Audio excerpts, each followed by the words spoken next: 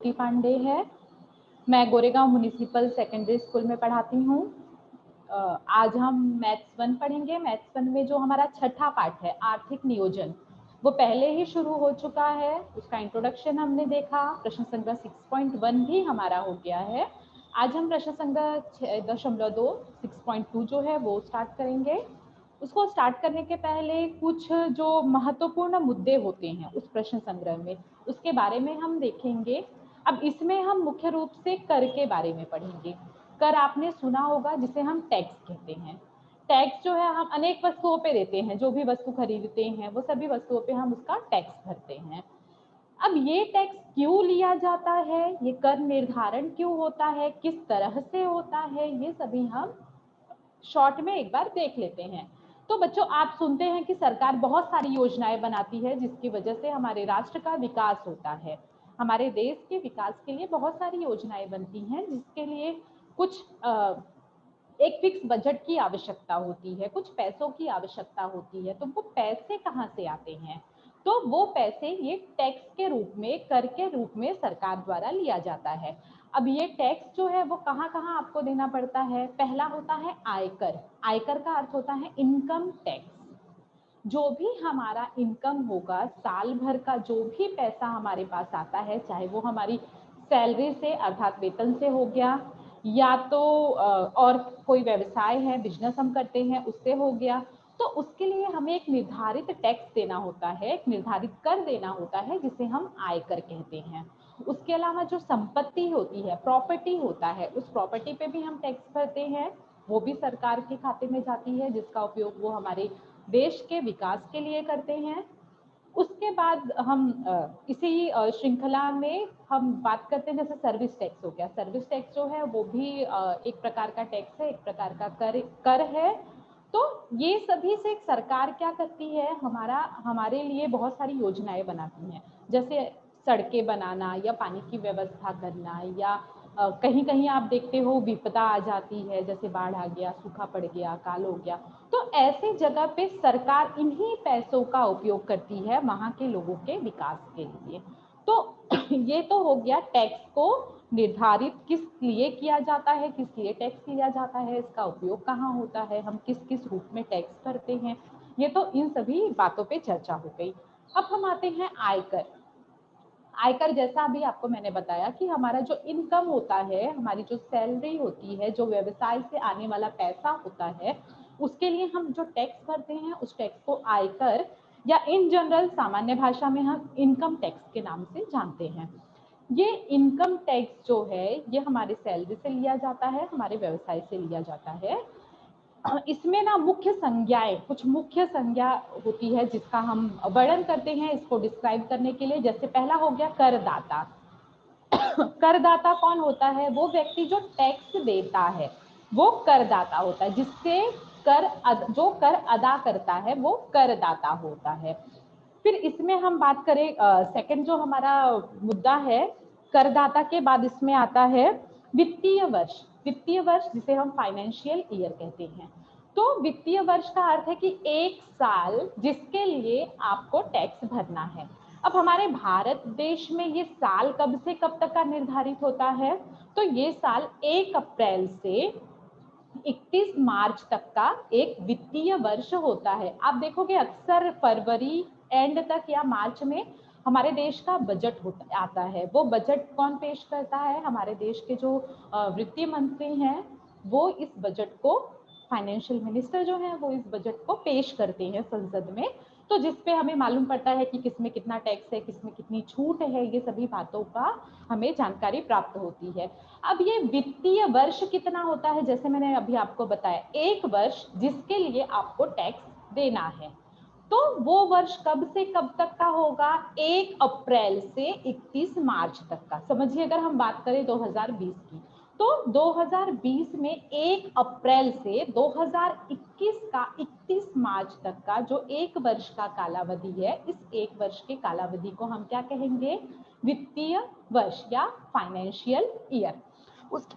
उसके बाद हम बात करते हैं कर निर्धारण वर्ष। अब ये जो हम टैक्स कैसे भरते हैं, अब हमारा अगर ये वित्तीय वर्ष है तो हमें इस साल ही टैक्स नहीं भरना है, इसका टैक्स हमें अगले साल भरना होगा। मतलब अगर हम बात करें 2020 की, तो 2000 हम पिछले साल का भर रहे हैं।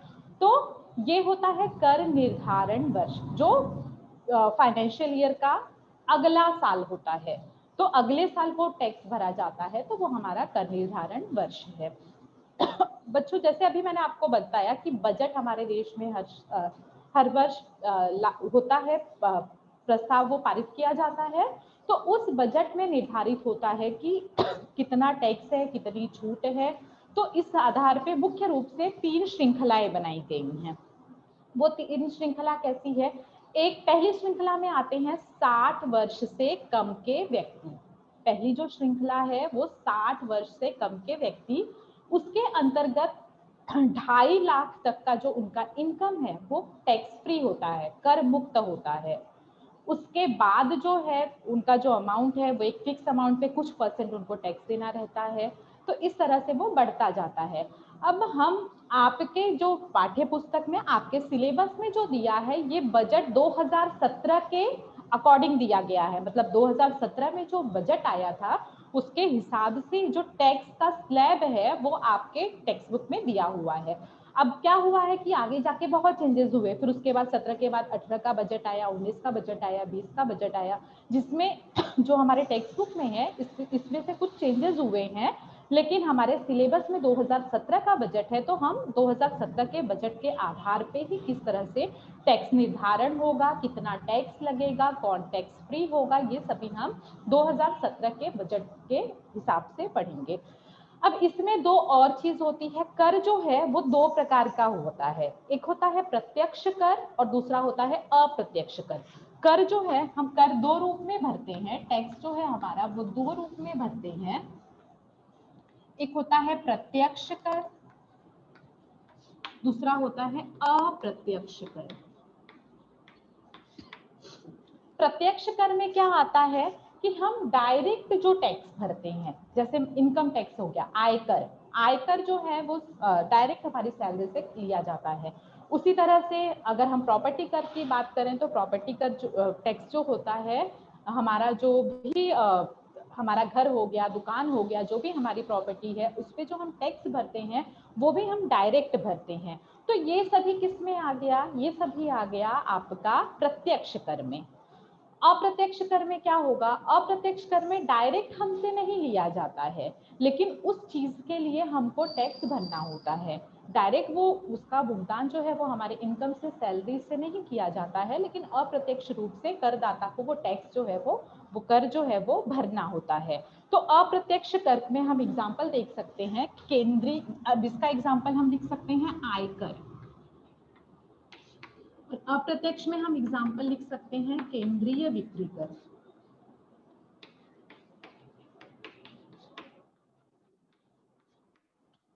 उसी तरह से एक बार रिवाइज करते हैं। हमने जो संज्ञाएं देखी उसमें पहला हमने देखा करदाता। करदाता कौन कौन है? वो व्यक्ति जो टैक्स भरता है, जो कर का भुगतान करता है, उस व्यक्ति को हम क्या कहेंगे? करदाता। दूसरा हमने देखा वित्तीय वर्ष, फाइनेंशियल ईयर।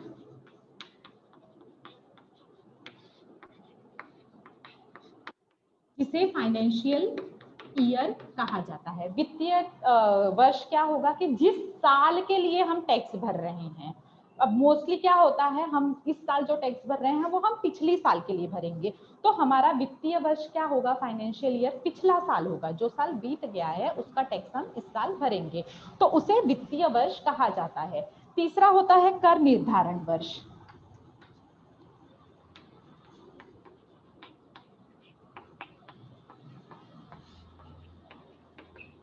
इसे असेसमेंट ईयर कहा जाता है। कर निर्धारण वर्ष जो अगला साल जब हम टैक्स भरते हैं वो आपका कर निर्धारण वर्ष है।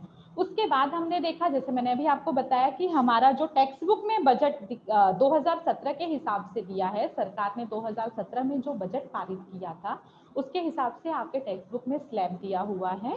तो उसके आधार पे हम पढ़ेंगे, जिसमें मैंने आपको बताया कि 3 सारणी दी गई है। आप अपने किताब में देखेंगे, आपके किताब में टेक्स्ट बुक के पेज नंबर अगर हम 102 की बात करें तो पृष्ठ क्रमांक 102 पे आप देखोगे कि आपके किताब में 3 सारणी दी गई है। पहली सारणी में कौन आता है? 60 वर्ष से कम उम्र के व्यक्ति।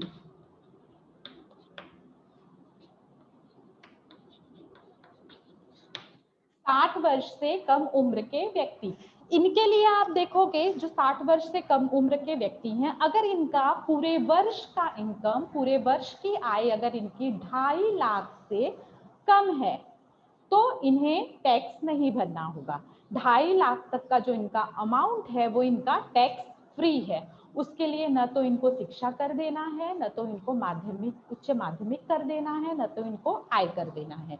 लेकिन अगर इनके साल भर की इनकम 2.5 लाख से ऊपर जाती है, तो अगर 2.5 लाख से ऊपर इनका जाता है, 5 लाख 2.5 से 5 तक का अगर जाता है, तो आप किताब में देखोगे उसके लिए उनको कितना टैक्स भरना है? 5%। 2.5 के ऊपर का जितना भी इनकम होगा उस इनकम का 5% इनको टैक्स भरना होगा। फिर उसी पे आधारित इनको 2% शिक्षा कर और 1% माध्यमिक और उच्च माध्यमिक शिक्षा कर भरना होगा। तो जैसे जैसे इस सारणी में आप नीचे नीचे जाओगे वैसे वैसे ये जो परसेंटेज है टैक्स भरने का ये बढ़ता जाएगा। अब ये तो हमारा हो गया पहला।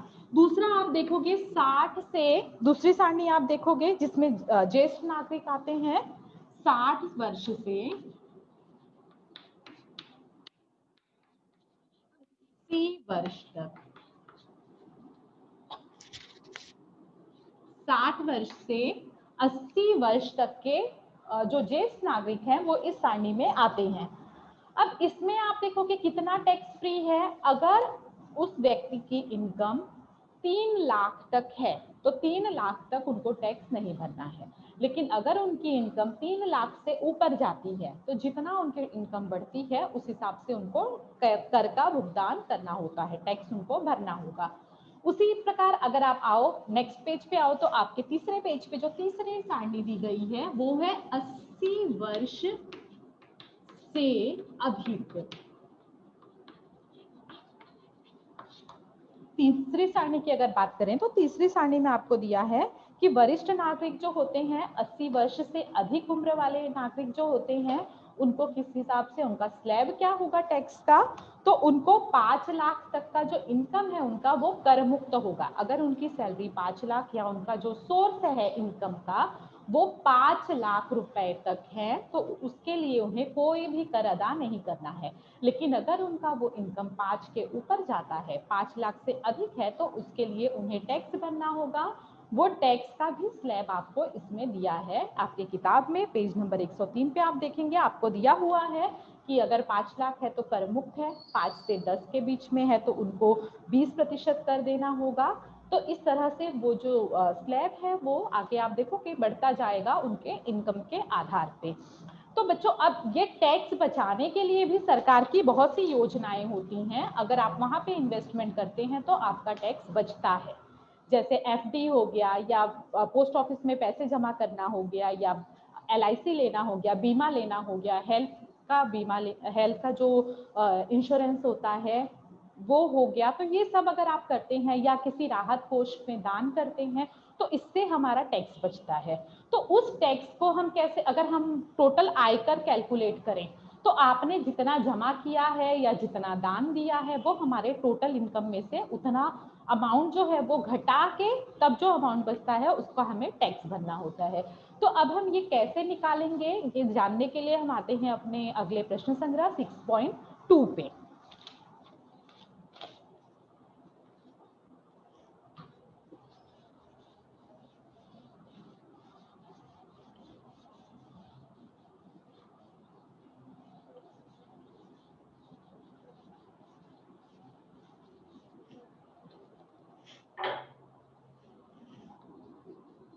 6.2 पे आप देखोगे आपका जो पहला प्रश्न है, पहले प्रश्न में आपको एक सारणी दी गई है जिसमें सारणी में अगर आप देखोगे पहला है एक व्यक्ति का नाम कुमारी निकिता है जिनकी आयु 27 वर्ष है। उनका कर योग्य आय मतलब उनकी इनकम जो है वो 2,37,000 है और आपको बताना है कि इस इनकम के लिए इनको कर देना होगा या नहीं, टैक्स को अदा करना होगा या नहीं। तो पहला प्रश्न हम लिखते हैं, इसमें आपको दिया है कुमारी निकिता की आयु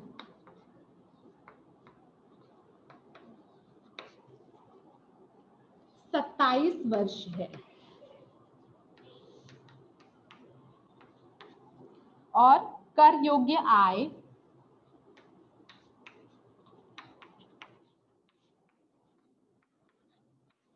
2,34,000 रुपए हैं।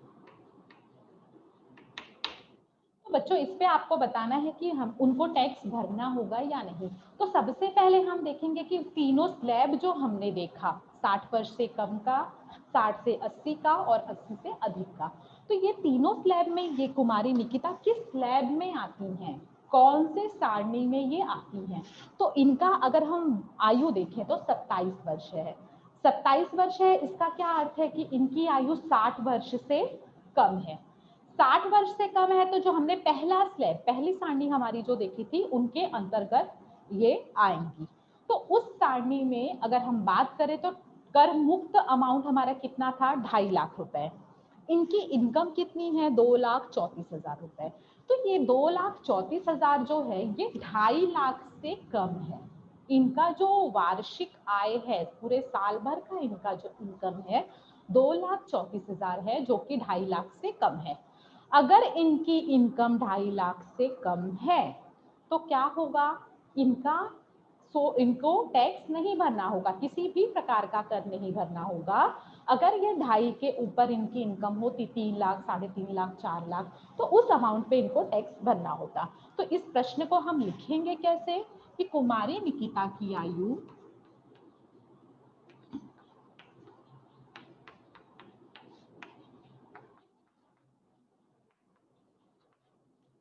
27 वर्ष है, जो कि 60 वर्ष से कम है। इसलिए इस आयु के लिए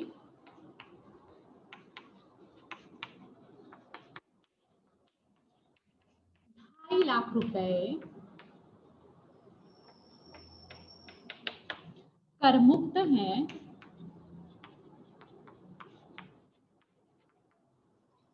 तो 2,34,000 जो है ये 2.5 लाख से कम है।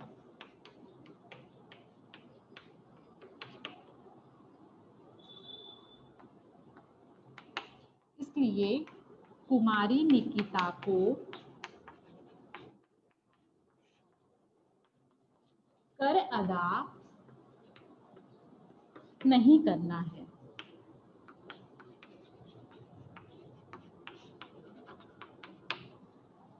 कुमारी निकिता को किसी भी प्रकार का कर अदा नहीं करना है। कैसे हमने निकाला, कैसे हमें मालूम हुआ, क्योंकि उनकी एज जो है वो 60 वर्ष से कम है। 60 वर्ष के लिए कितना, 60 वर्ष तक के उम्र के लिए कितना टैक्स फ्री होगा, 2.5 लाख। इनकी इनकम 2.5 लाख से कम है, इसलिए इन्हें किसी भी प्रकार का कोई भी कर, कोई भी टैक्स नहीं भरना है। अब हम आते हैं अपने दूसरे प्रश्न पे। दूसरे प्रश्न में अगर आप देखोगे तो श्री कुलकर्णी जो हैं, इनकी आयु है 36 वर्ष और इनका कर योग्य आय है 3,27,000 रुपए। श्री कुलकर्णी आपको एक व्यक्ति हैं जिनकी आयु आपको दी गई है और इनका जो इनकम है ये भी आपको दिया गया है और आपको बताना है कि इन्हें टैक्स भरना होगा या नहीं। श्री कुलकर्णी की आयु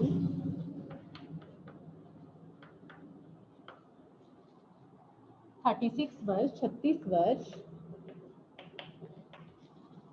तथा इनका कर योग्य आय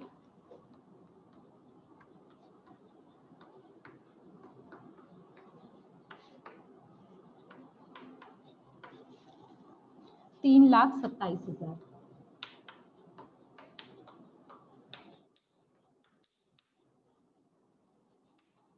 3,27,000 रुपए हैं। अब इनकी आयु जो है ये भी कितना, किस स्लैब में ये आएंगे, 36 वर्ष मतलब 60 वर्ष से कम। तो श्री कुलकर्णी की आयु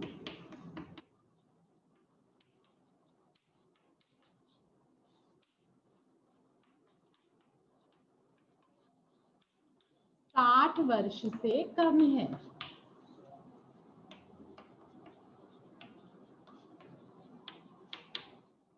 इस आयु सीमा के लिए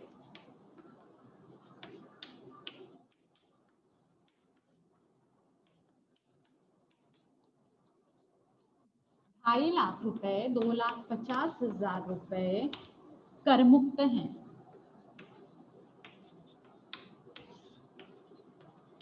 इनको 2.5 लाख रुपए कर मुक्त है। इनका इनकम अगर आप देखो तो 2.5 लाख रुपए से अधिक है। 2.5 लाख रुपए से अधिक इनकम है, इसका अर्थ है इनको क्या करना होगा, टैक्स भरना होगा, कर इनको देना होगा। तो हम लिखेंगे इनका इनकम 3,27,000 रुपए जो है ये ज्यादा है। किससे ज्यादा है, 2.5 लाख रुपए से। इसलिए श्रीमान कुलकर्णी को कर अदा करना है।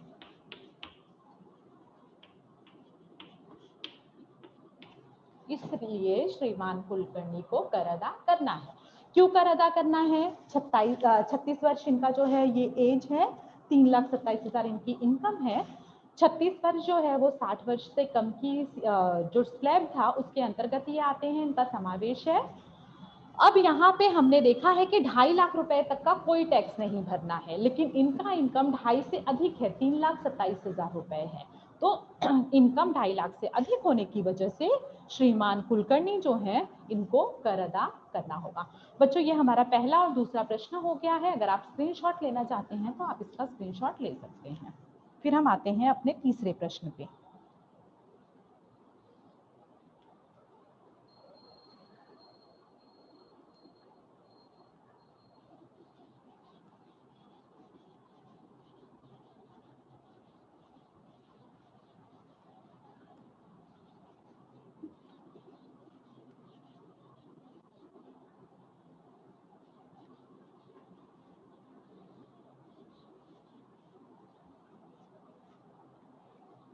तीसरा प्रश्न है श्रीमती मेहता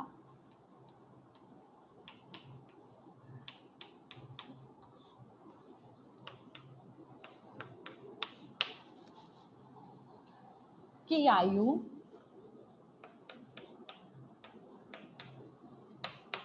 44 वर्ष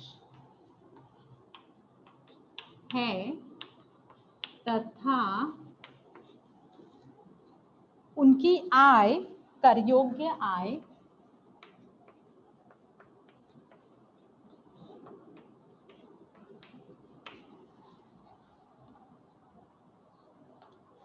5,82,000 रुपए है।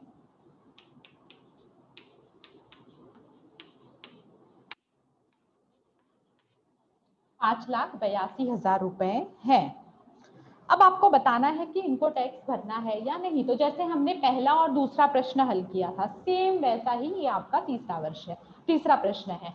इसमें सबसे पहले हमें क्या देखना होगा कि उनकी एज कितनी है, उनकी आयु कितनी है, तभी हम डिसाइड कर सकते हैं कि वो किस स्लैब के अंतर्गत आएंगी। तो पहला स्टेप आपका क्या है कि आपको आयु देखनी है। अब यहाँ पे अगर हम आयु देखें तो कितना साल है, 44 साल, 44 ईयर। अब ये उनकी अगर एज है तो हम देखेंगे कि वो हमारे पहले स्लैब के अंतर्गत आती है, 60 वर्ष से कम की आयु के अंतर्गत आती है।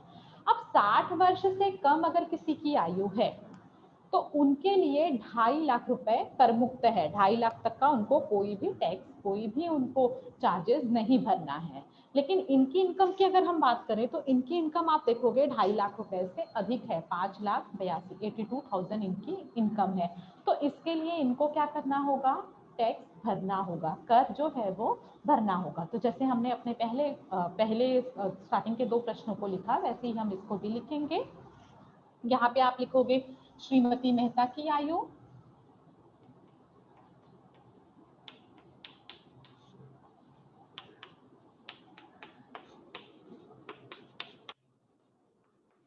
60 वर्ष से कम है, इसलिए इस आयु सीमा पर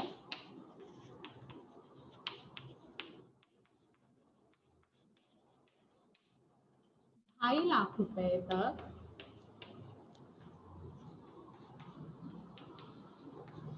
करमुक्त है,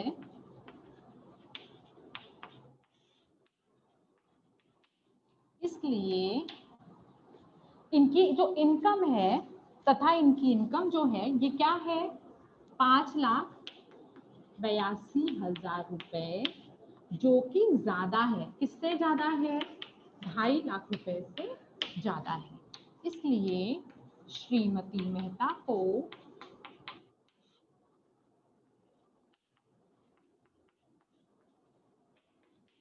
कर अदा करना है।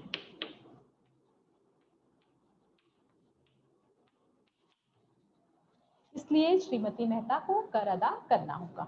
अब बच्चों आते हैं हम अपने अगले प्रश्न के ऊपर। चौथा प्रश्न आपका, चौथे प्रश्न में आपको दिया है श्री बजाज। चौथा प्रश्न जो है इसमें दिया है श्री बजाज। इनकी आयु जो है वो 64 वर्ष है और इनका जो इनकम है ये 8,40,000 रुपए है। अब आपको बताना है कि इनको टैक्स देना है या नहीं, इनको कर अदा करना है या नहीं। तो हम लिखते हैं श्री बजाज की आयु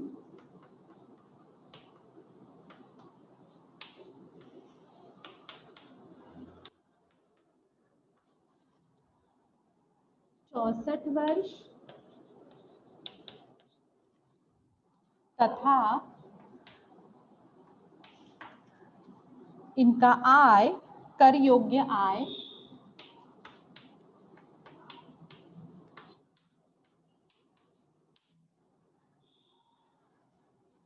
8,40,000 रुपए हैं। कर योग्य आय 8,40,000 रुपए है। अब यहाँ पे थोड़ा सा प्रश्न ये जो आपका है ये पहले और दूसरे, पहला दूसरे तीसरे से अलग है। क्या अलग है? यहाँ पे अगर आप देखोगे तो श्री बजाज की जो आयु है वो 64 वर्ष है। 64 वर्ष का क्या अर्थ है कि 60 वर्ष के ऊपर है इनकी आयु। अब अगर इनकी आयु 60 वर्ष के ऊपर है तो ये कौन सी सारणी के अंतर्गत, हमारे किस स्लैब के अंतर्गत आएंगे? ये दूसरे स्लैब के अंतर्गत आएंगे। अब पहले स्लैब में हमने देखा था कितना अमाउंट कर मुक्त था, 2.5 लाख रुपए। लेकिन इस स्लैब में अगर हम इस स्लैब की बात करें तो इसमें कितना टैक्स फ्री है? इसमें टैक्स फ्री है 3 लाख रुपए। तो इसमें क्या होगा, अगर इनका इनकम 3 लाख रुपए तक है तो इनको किसी भी तरह का कोई भी टैक्स, कोई भी कर नहीं भरना है। लेकिन यहाँ पे इनकी इनकम होती है 8,40,000 रुपए। तो 8,40,000 रुपए के लिए इनको टैक्स जो है, कर जो है, इनको अदा करना होगा। तो इस प्रश्न को हम कैसे लिखेंगे?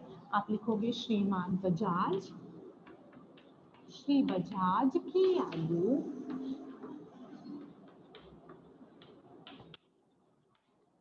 60 वर्ष से अधिक है।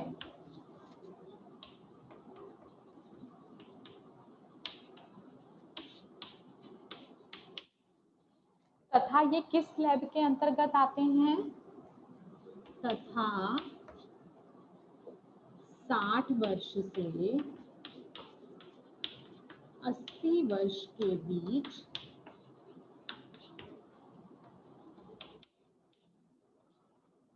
3 लाख तक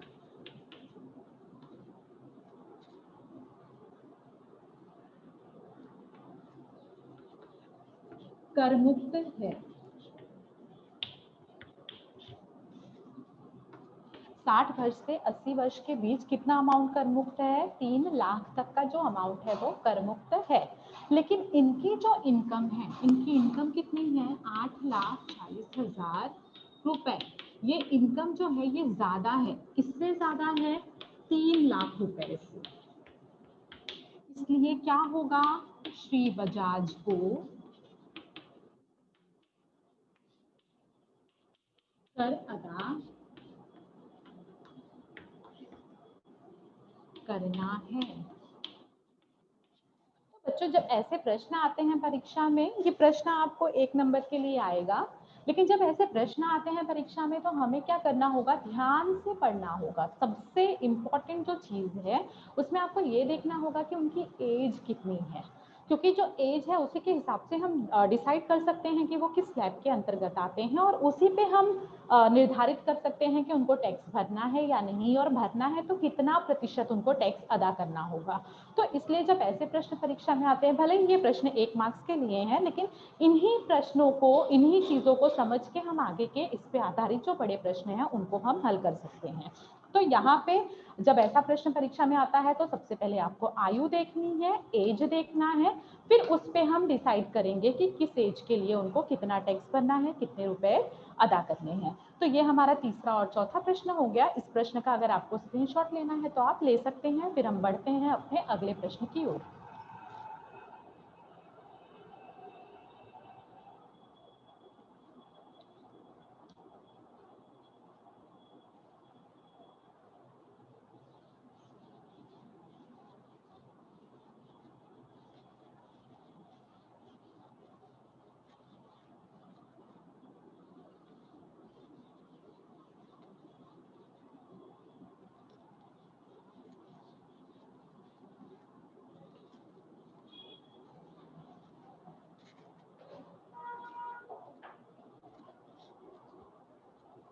तो बच्चों अब आपका जो ये सारणी दिया गया है इसमें हम लास्ट 5वें प्रश्न की बात करें। 5वें प्रश्न में आपको श्रीमान डिसिल्वा, जिनकी आयु है 81 ईयर्स, 81 वर्ष, उनका जो इनकम है वो 4,50,000 रुपए है। आपको बताना है कि इस इनकम पे इनको टैक्स देना है या नहीं।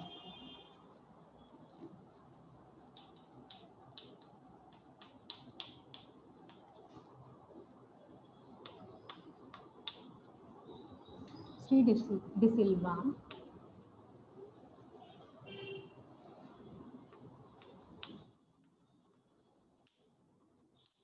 इनकी आयु है 81 वर्ष, कर योग्य आय है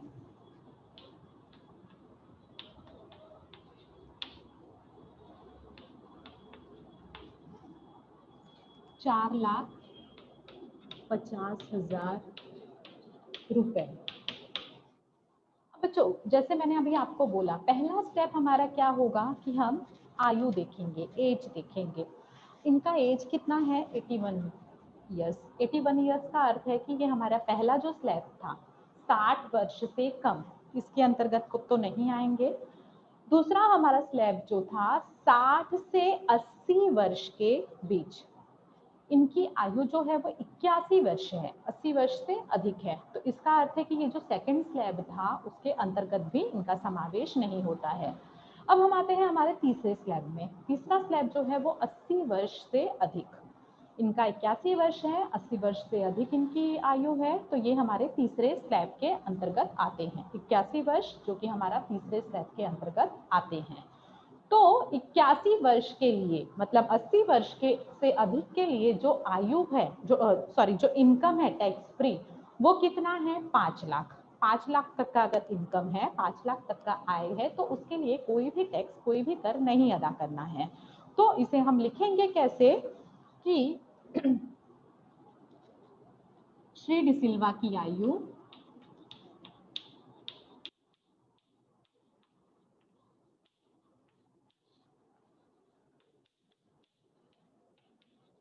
80 वर्ष से अधिक है।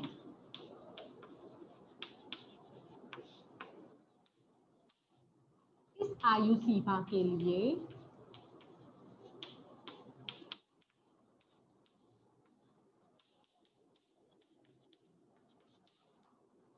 5 लाख तक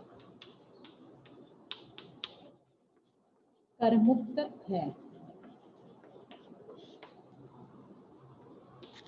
इनकी जो इनकम है ये है 4.5 लाख रुपए, इसका अर्थ है 5 लाख से कम। तो इनकी जो आय है ये है 4.5 लाख रुपए, जो कि 5 लाख रुपए से कम है। तो आप लिखेंगे श्री डी सिल्वा की आय, श्री डी सिल्वा की आय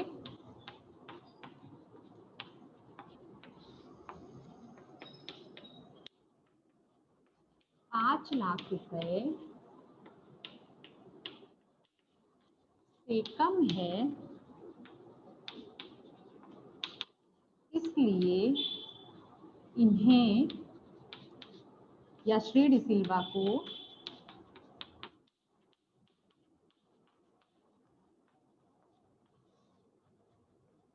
कर अदा नहीं करना है।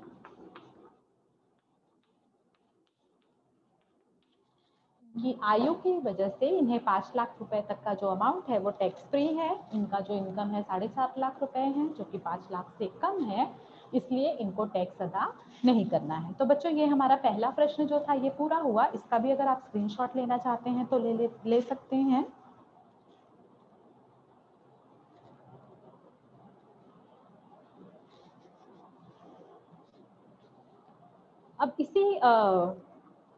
अब इसी के साथ हम अपना दूसरा प्रश्न शुरू करते हैं, लेकिन समय जो है वो थोड़ा कम है। दूसरा प्रश्न जो हमारा है वो काफ़ी बड़ा है, इसे हल करने में हमें समय लगेगा, तो हम इसको अपने बाद के लेक्चर में सॉल्व करेंगे।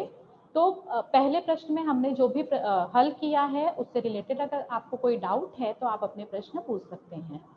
प्रश्न पहले में जो भी डाउट है, या आपको टैक्स कैसे लिया जाता है वो नहीं समझा, या आपको स्लैब नहीं समझा, तो उससे संबंधित आप प्रश्न पूछ सकते हैं। यहाँ पे मैं देख रही हूँ कुछ बच्चों का हैंड रेज है, आप अपने प्रश्न पूछिए।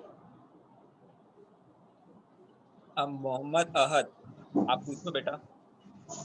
Hello teacher, good morning. Good morning बेटा।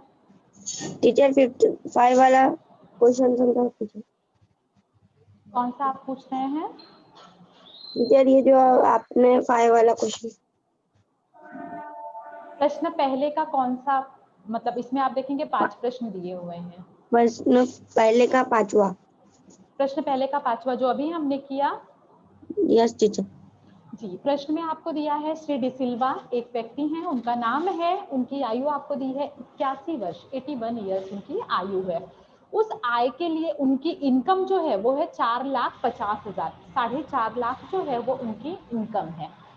अब आपसे पूछा गया है कि अगर उनकी आयु 81 वर्ष है और उनकी इनकम 4.5 लाख रुपए हैं, तो आप उनको जो है टैक्स भरना होगा या नहीं।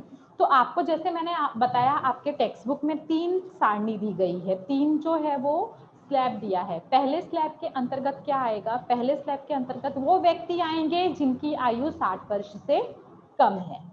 दूसरे स्लैब में कौन कौन आएगा? दूसरे स्लैब में वो सभी व्यक्ति आएंगे जिनकी आयु 60 से 80 वर्ष के बीच है। तीसरे स्लैब के अंतर्गत कौन आएगा? वो आएंगे जिनकी आयु 80 वर्ष से अधिक है। अब आप देखो कि श्री डी सिल्वा की आयु कितनी वर्ष है? 81 वर्ष है। इसका अर्थ है 80 वर्ष से ज्यादा है। अब अगर 80 वर्ष से ज्यादा है तो वो सभी व्यक्ति जिनकी आयु 80 वर्ष से ज्यादा है, अगर वो 5 लाख रुपए तक साल भर का उनका इनकम है, साल भर में उनके पास 5 लाख रुपए आते हैं, तो वो 5 लाख रुपए तक का उनको कोई भी टैक्स नहीं भरना है। अब डिसिल्वा को साल भर में कितना पैसा मिलता है? श्रीमान डिसिल्वा को साल भर में 4.5 लाख रुपए मिलते हैं। ये 4.5 लाख रुपए 5 लाख से कम है ना? 4.5 लाख रुपए जो 4,50,000 हैं, ये 5 लाख से कम है। अगर ये उनका इनकम 5 लाख से कम है तो इसका अर्थ है उनको कोई भी टैक्स नहीं भरना है। अगर प्रश्न में आपको 4.5 की बजाय समझिए 5.5 दिया होता, 6 दिया होता, 7 दिया होता, तो वो 5 के ऊपर चला जाता। 5 के अगर ऊपर जाता तो इसके लिए उसका उनको टैक्स भरना होता। लेकिन यहाँ पे जो उनकी आय है वो 5 लाख से कम है। 5 लाख से कम होने की वजह से श्रीमान डी सिल्वा को कर अदा नहीं करना है। समझा आपको? समझा? तो बच्चों अभी आप क्या करेंगे? प्रश्न पहला आप हल करेंगे, उसमें जो भी आपको डाउट है आप अपने एक पेज पे लिख के रखेंगे। अगले लेक्चर में हमारे पास समय रहा तो हम उन प्रश्नों पे फिर चर्चा करेंगे आपके डाउट के ऊपर। उम्मीद करती हूँ कि प्रश्न पहला आप अच्छे से हल करेंगे, और कोई डाउट है तो हम बाद में बात करेंगे। धन्यवाद।